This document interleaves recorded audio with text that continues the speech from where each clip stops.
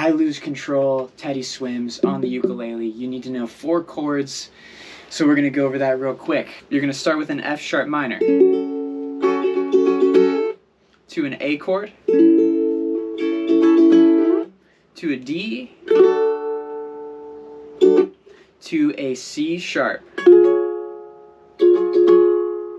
Those are the same 4 chords for the entire song. Now I'm going to go over 2 strumming patterns you can use.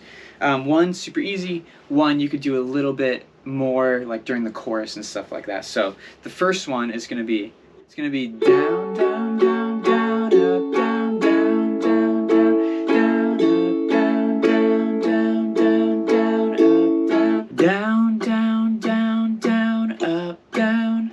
So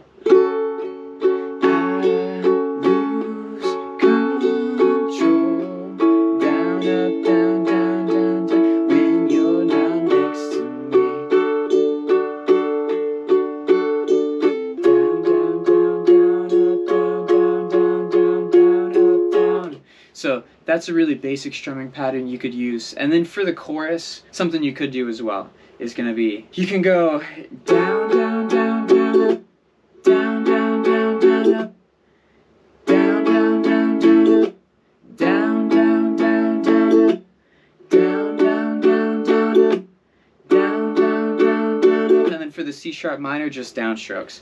Down, down, down, down, down, down, down, down, down. So